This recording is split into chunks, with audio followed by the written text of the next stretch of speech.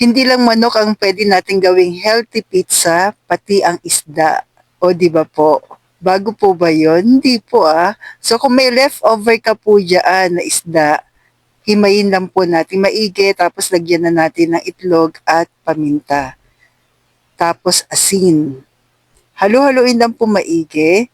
So same din sa ginagawa nating mga chicken breast na hinimay. Then nag-add po ako ng MSG na pang low carb. At ang maganda dito, kahit kids, mapapakain mo na rin ng isda. Lalo na yung mga ayaw kumain po ng isda.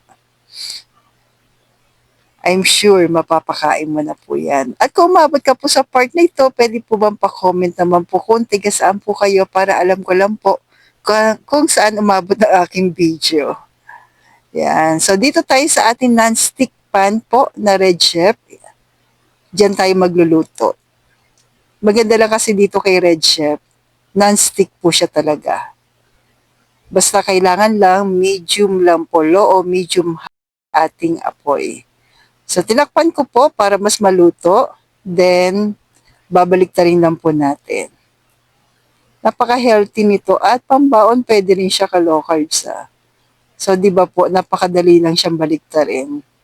Basta siguraduhin lang na low at medium high lang lagi ang gamit dito.